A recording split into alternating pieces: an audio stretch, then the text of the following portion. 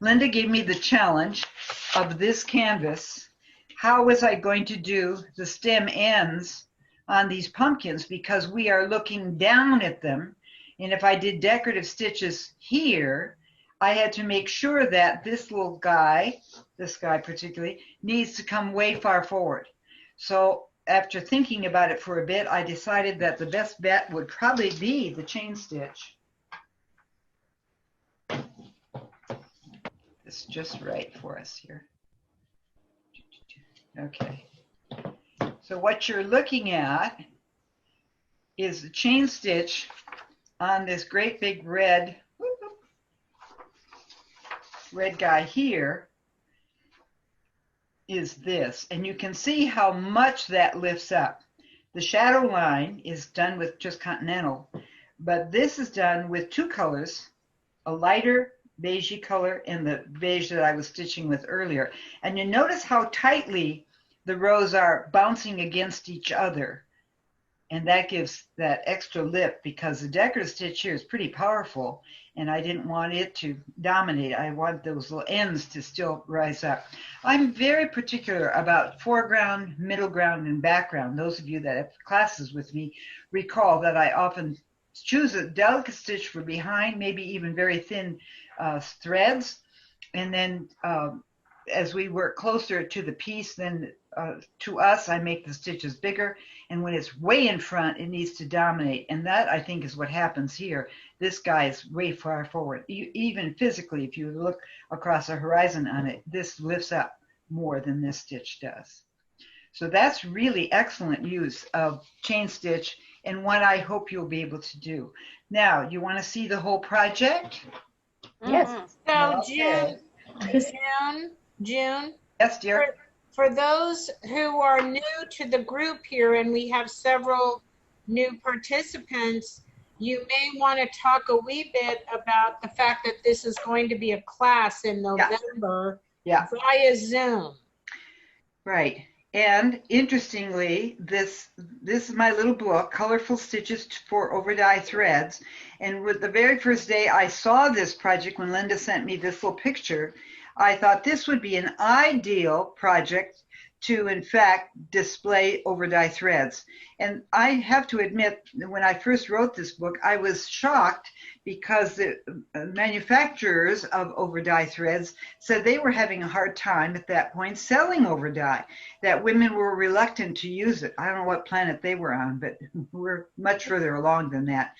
And I have to say that there are some overdyes that jump in their color so much that they are very difficult to control.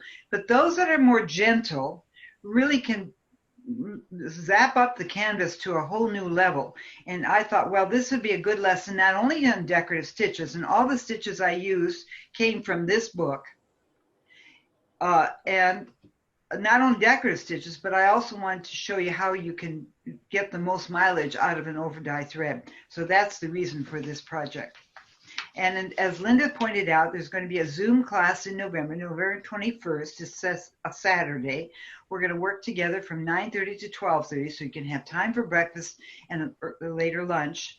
And we'll play along with this. There are some really wonderful stitches, and I know you're going to have a lot of fun.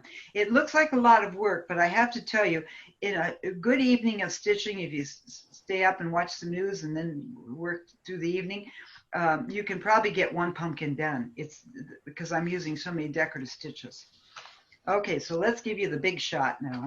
What size is the canvas? The canvas, well, the frame is 14 inches, so it's about 12 by 12, I think. Okay. It's 18 mesh, should know that. So okay. This canvas was specialized and made unique by Raymond Crawford, who will be our November trunk show.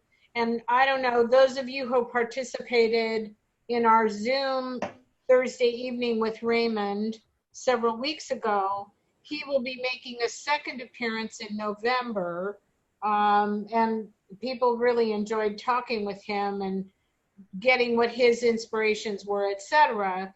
But obviously, the trunk show will be there but we will also participate in this class, which will be on Saturday, the 21st of November. Right, right.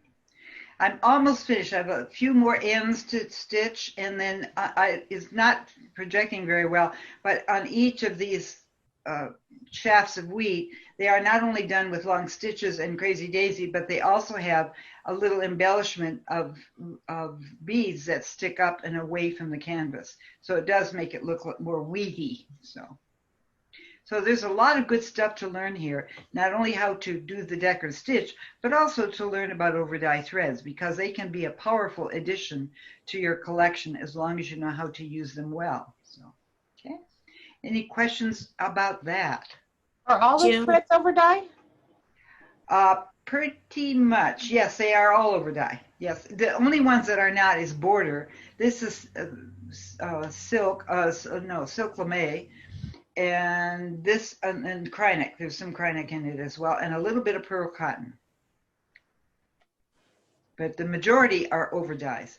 There's Threadworks, which is cotton. There's Gloriana, which is silk, and then there's Sampler Thread, which is also cotton. Any other questions? Okay. Well, this isn't a question, but you just solved a really big problem for me. I have a canvas that's almost done, and it's based on the Japanese knot of threads, and the only part I haven't done is the knot in the middle because I couldn't figure out how to do something that curved right. Right. Now you have it. Go. Now I have it. That'll be like perfect. It'll stand out a little bit, and it'll be perfect. Perfect timing. Yes, because of that ability to curve, and it amazes me how often artists that are selling canvas and maybe don't stitch don't realize that when they put a black line on the canvas to outline, like Peter Ash used to do around the houses, those are very hard for us to stitch, at least with architectural stitching. They're usually vertical and horizontal, but other artists will do it. I just finished a canvas for Strictly Christmas that was a cat that looked almost like he was maybe a stained glass, where all these little chips, and every chip was outlined with a black line. I mean, I went nuts doing that. So I think it's nice to know that there are other ways to handle that problem of how do you do the circle, or how can you get texture. And remember, you can just build this up, put them very close together as you see here.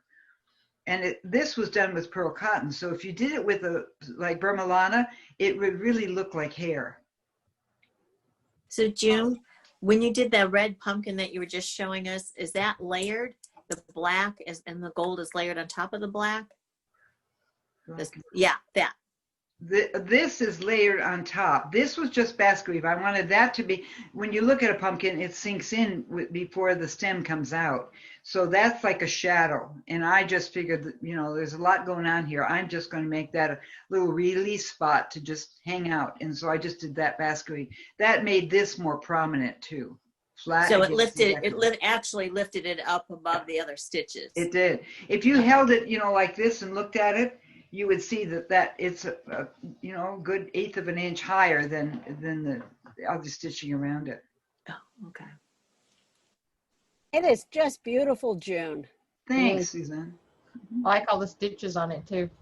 Yeah, you won't get bored. About the time you think, I don't want to do one more red stitch, then you can move to this crazy guy. And then you say, oh, that's giving me a headache. I've worked on that. I'm going to try something else. These are fairly big stitches, so they go quite quickly. This one, you can't drink Chardonnay and do that one. You got to count carefully. This guy stacks up, so this is quite easy. And this one leaves a lot of open space. So there's, and some of them are really quick. Let's see here. This guy here is a weaving stitch, and it goes lickety split. So this is quite open. So I tried to commingle some metallics in here. There's a little bit of metallic here, a little bit here. This guy, yeah, this one has silk lame in it to bring that sparkle in. So yeah. I kept calling the shop with desperate needs, and then Linda fulfilled it, and then we traveled back and forth and made some changes along the way. And so Linda's going to get some of the rejects back, but these are the ones that I think worked really well together. And I think it's an excellent project to show you the power of over-dye threads, because they can make a tremendous statement. So, okay.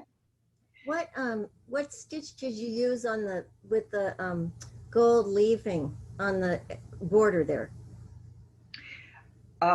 Actually, what happened is I took that Raya thread that Linda sells. It's grass, I The think. It's straw silk. raw silk. And I did about 3 long stitches. Let's move it here so you can see what I'm talking about. About 3 long stitches underneath because it was painted an oval. And I used an overdye for the stem, and that same overdye, after I laid the silk grass, then I did a crazy daisy, great big crazy daisy over the top of that and held it down. I'm going to turn this so you can see the other side here. And then, let's see, did I do that right? I don't think I did that right. There we go. And then on top of that, I decided that we would really like it to be a little more joyful. So I'm adding these beads, and they're loose. I see. Okay. Because you thread them. There are 5 beads on each of these little posts. And what I did is I lined up 4 beads, and on the 5th one, I wrapped my thread around, and then I shot back through the tube and tacked it down. That's why they lift up like butterfly antenna. And that makes it look a little more like wheat. If you were framing this, maybe you might not want to do that, but I still think they could, so leaving a little airspace. But that added a lot. And the other dilemma here that I should share with you is that dear Raymond did not count these borders precisely. So one of them was bigger than the other 2 sides. And so if I chose a decorative stitch, it would not work out well. So I chose instead to stitch a row, skip a row. First of all, this is a lot of background, and I wanted to get it over with as quick as I could. There's a lot of decorative here. We don't need decorative particularly here, but I wanted it to twinkle. And so Linda sent me 4 packets of silk lame braid in an ecru color.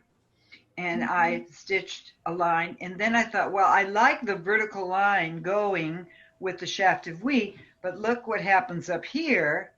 If I continued with that vertical line, it would be going the opposite way on these guys. So I thought, well, I'm going to stop at the corner. The policeman tells you, stop at the corner and look both ways. Well, that's what we're doing here. We're going to take the sides all the way up, and then the top is going to be shortened, and it's just going to go from the side over to the other side. So that way, I like the feeling of a horizontal line and a vertical line matching the direction of the wheat. So that's why there's this little shift right up here. And I bet if you looked at it without my telling you that, you probably wouldn't have been aware of it. It's still that same ecru color.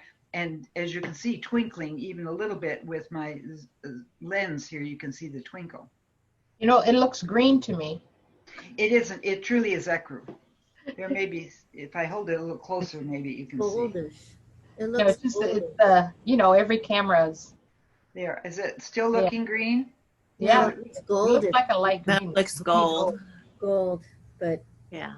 her Oh, I hair's see. like- On the, you're talking about the silk lame? Yeah. Yeah. It's SL02, I think, is the number, and that is definitely an ecru, or 3. It's definitely an ecru color. Very pretty. It's like ecru in Pearl Cotton, except it's got a little twinkle. So. June, I have a question on the pumpkin that's the overdye with the orange and the red and the gold. Yeah, that one. This guy? Yeah. So when you use an overdye thread, should you always be threading it from the same ends? So you unscroll your thread. Right. And you should always choose one end of the thread to always thread your needle. And Well, I have switch some back and forth. suggestions for you, but I don't have a rule. Let me give you the suggestion. Threadworks, when they prepare their overdye, all strands in a skein are going to have the same light end, medium, dark, light, whatever it started with. All the strands in that little bundle are going to be the same. So if you pull always from that top end, then you're always going to begin with the light piece. Does that make sense? Yes. Yes. Okay. Now, that doesn't apply to all. Some dyers just dip the whole thing in, and then they just reel off what they need, so many yards for your new skein. I believe Gloriana does that. So you're just going along and cutting off, and it may be in the middle of a dark spot. You just continue stitching. So if it usually isn't too critical, especially the over dyes that I selected for you. They don't change abruptly. This one does, but it's okay. You can see right here, the color shifted tremendously from this orangey color to a bright yellow. But you were not aware of that because you look at this over dye as if it were clock face. You don't pick out 1, 2, 3, 4. You just look at the face and determine the time. Well, same thing here. We look at this and say, interesting color combination. You don't say, oh, look at that. That yellow is against the copper. That's wrong. No. So to answer your question, it depends on the thread. Generally speaking, if I'm working with Threadworks, I always begin with the same end. Just because I'm kind of anal retentive, so. But it doesn't have to be, okay? Okay. Especially if it's a gentle over dye. I mean, this orange is called orange soda. There is a color shift a little bit. You can kind of see it up at the top here and a little bit in here. But the shading is so gentle, you could almost say it's a different dye lot, but you hardly notice the difference. And this one, I love this stitch and this thread. Look at this, has that same feeling of yellow against orange. So, and again, very gently done. And this one is stitched vertically, so it gives that wiggle line like that. Okay. Any other questions? I'm here to answer them. What's the thread on the turquoise pumpkin? Turquoise blue? This one is, oh, I don't have my list, but I suspect it's, well, I think it is in fact a silk. Is it Gloriana? No, you know what it is? It's that aquamarine Threadworks. So it's cotton. A pretty color. That's my birthstone, aquamarine. And then this I haven't done yet. You can see that's going to get some chaining done. I have 2 more stems to do. I was hoping to have it much completed by the time I saw you. The stitch on that pumpkin in any of your other books? No, I usually do new ones for every book, so sorry. Okay. That's okay. I don't know. I You have can to go take the actually. class. No, I have to check my Take the library to class. see because I have most of her books. I have to check my library to see. Check if you have colorful stitches for Right. over dye threads. And the neat thing about this, there's a whole beginning part that's worth the read. You know, pour yourself a nice glass of wine and find out how they make the thread and how they dye it, because there's some really interesting comments by the manufacturers. Because I work closely with all the guys that produce these threads that we all love. And I told their story as part of the book. And then the second half, actually, the last 2/3 are all the stitches. So there's lots to choose from. And they are all, the examples are all worked with over dye threads, so you can see how that works together. Well, Does Linda have this in her shop? I believe so. Yep, I think I have 1 copy left. I ordered several and I believe there's 1 copy left. Sold them all. Well, guess what? You're speaking to the distributor. I know. Well, Okay, I can tell you if I don't have one, I want one. Secretary, we need some more over dye colorful stitches for Linda. Yeah, no problemo. No problemo. It's a really worthwhile book because it is unusual stitches, and I know many of you love to commingle threads and mix things, and really this is a delightful book for that. And some unusual stitches. You won't see these very often because they're a little more complex.